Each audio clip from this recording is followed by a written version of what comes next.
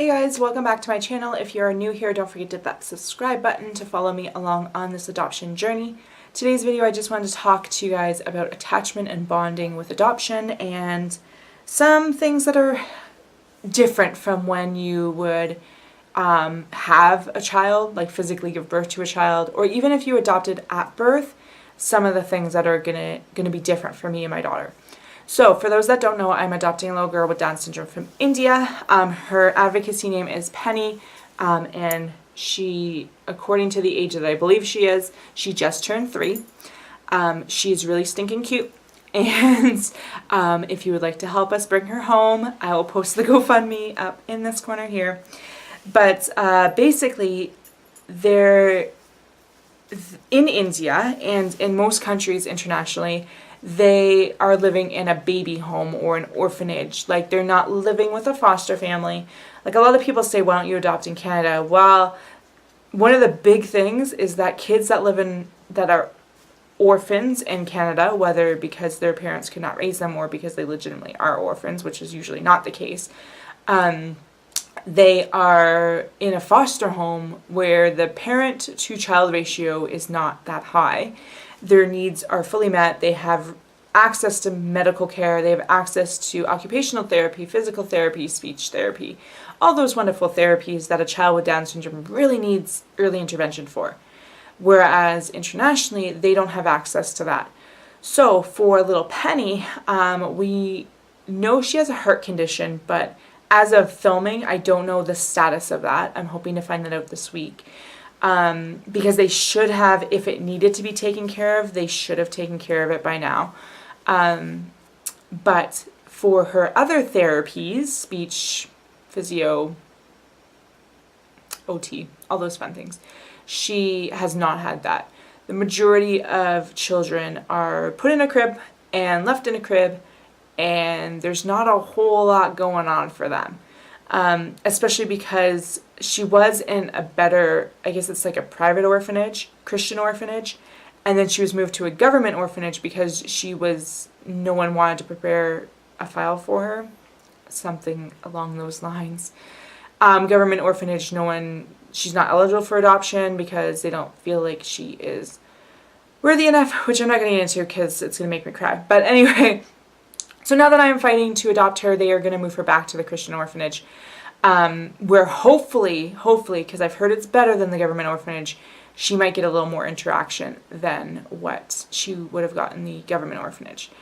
But there's a lot of trauma, there's a lot of neglect, regardless of what orphanage she's in. There is no possible way for an orphanage to be a family like having her own family would be. So, in terms of attachment and bonding, it's hard to attach to a parent when you've never had a parent before. It's hard to attach to a caregiver when you've never had one that's a parent. And who is not going to leave you at the end of the day, who doesn't work as a shift where it's like, hey, I take care of you from this time to this time and then I leave you. So bonding and attachment can sometimes be hard for kids because they're thinking of what an adult is an adult is someone that comes and changes my diaper and then puts me back and leaves me. They give me a meal and then they leave me. And so for a lot of kids, one of the big thing is they regress back into the baby stage. And that includes a lot of holding and rocking. It also includes bottle feeding. Because they weren't bottle fed the same way as we would bottle feed our own children. Like, regardless of breast versus formula, I'm not even going to get into that, but if you were feeding a child a bottle, you would be holding them, you would be bottle in mouth, most likely if you are not paying attention to your kid. You are going to have eye contact with them. You are going to have that closeness with them. Whereas a lot of orphanages, it's bottle in mouth. You're over there. I'm just giving it to you. A lot of the times they snip the nipples to make the formula or the gruel come out faster, so the kid has to eat it faster. Because when you have all these kids that you need to feed, you don't have time to sit there and bond with each one. They don't get rocked to sleep before bed. It's just you're in your crib, goodbye, the ends. So it's a lot harder for children who are adopted to move on from that without regressing back to having that. So regardless of their age, like I've seen all the way up to 12 years old needing to be bottle fed, to be held, to have that bottle in her mouth, have the eye contact, all that stuff. And that's totally normal. Totally normal. Like people are like, oh my gosh, like that 4-year-old, that 5-year-old shouldn't be bottle fed. What are you doing? Oh, that 8-year-old, that's weird. Why are you holding them like a baby? And it's because they need that. They need to go back to where, to make up for those developmental milestones in terms of emotional needs that they missed out as a child. I've heard that even with diapering. Like Emmy's going to come home and most likely be in diapers, which I'm obviously fine with. I don't see her not being in them. But even children that come home that are potty trained, they often regress back to needing diapers. And some parents don't like that, and they then push them to get back toilet trained. But in terms of, for me personally, if she needs to regress back to diapers, then let's deal with that. And when she's finally ready to potty learn again, we will work on it when she's ready. Same with pacifiers, same with toys. There's a lot of things where they regress back, wanting to be carried all the time because they weren't carried in the orphanage like they would be in their mother's arms. So bottle feeding is a great way to build that attachment. Baby wearing is another great way. Even if the kid's too big to wear on your front, even wearing them on the back instead of pushing them in a stroller.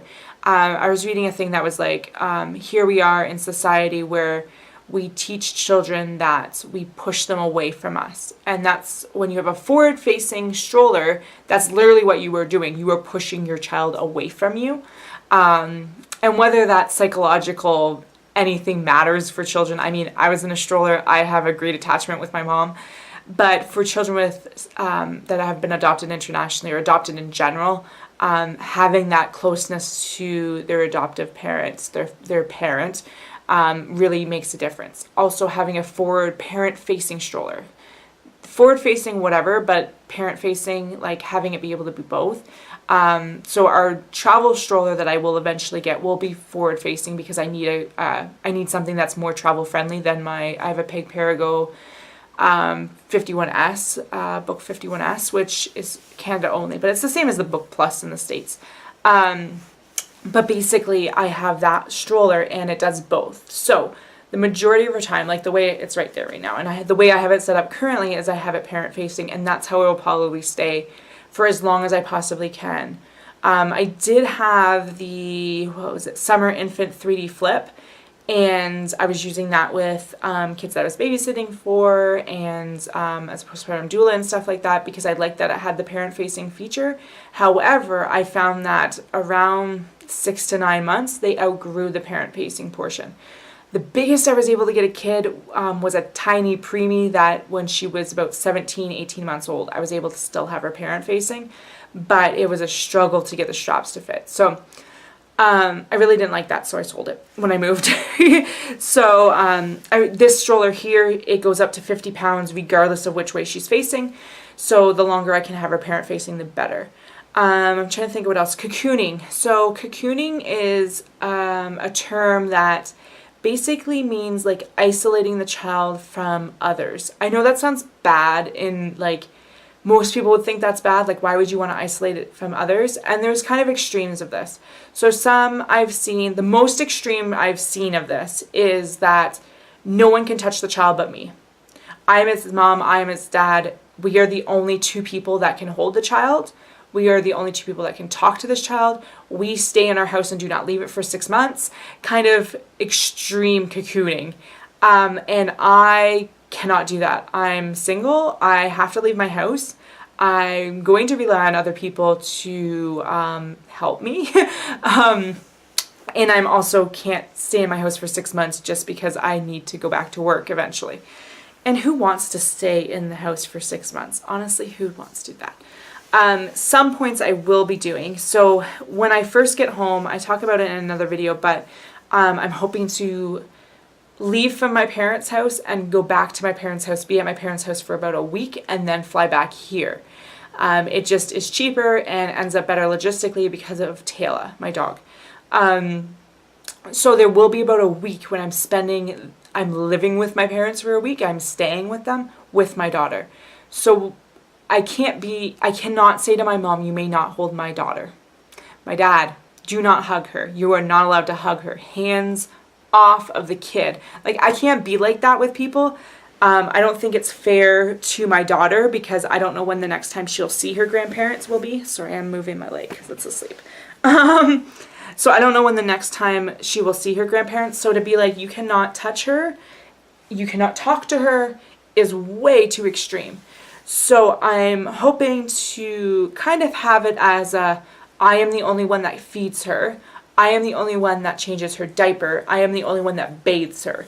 Kind of those, I am the only person to provide her immediate needs. That's kind of what I'm more like. Trying to think of what else. So I don't think I can do it that extreme. I'm only going to be there a week, and I don't think it's going to hurt our attachment and our bonding to have a week where she can sit on my mom or dad's lap kind of thing. Like, I don't think it's going to harm her. I also don't think it's going to harm her to leave the house during that 6-month initial attachment period. I don't think it's going to be a big deal. Just the main thing is getting her to learn that I don't leave her, that I am permanent, that I am not just a caregiver who comes in, takes care of her and leaves, that I am her parent and I am not leaving her.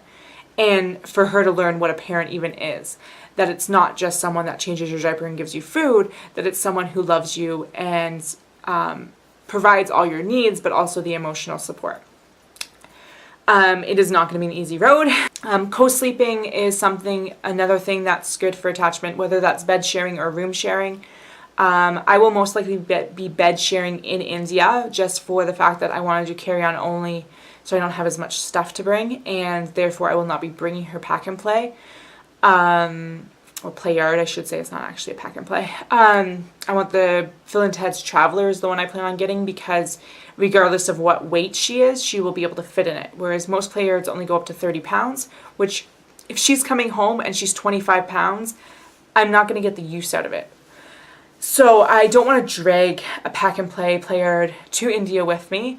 And to keep costs as low as possible, I plan on staying in Airbnbs. I found a couple in the city that she lives in, plus a couple in New Delhi or Delhi that are really nice, and have like laundry facilities and a kitchen. So not only can I keep my costs down for my hotel, but I can also keep my costs down in terms of food and other miscellaneous expenses. So in order to not need a play yard, I'm going to bed share, which there's the shrunks or something like that bed rail, which is an inflatable bed rail that I plan on getting.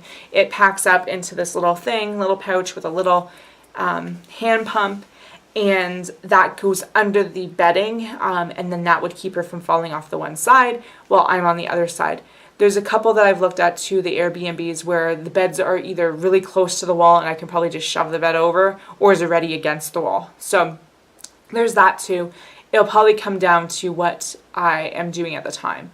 But yeah, once we are home, I plan on having the play yard in my bedroom and then being open to bed sharing. I would rather not bed share. I only have a double. I am a big girl. I sleep with the dog. I would rather not have to share it with another human being, which is horrible. I think if I had a bigger bed, I would be more open to it. Like the Airbnbs that I've looked at are queens and king size beds. So that's like plenty of room. Plus the dog's not going to be there.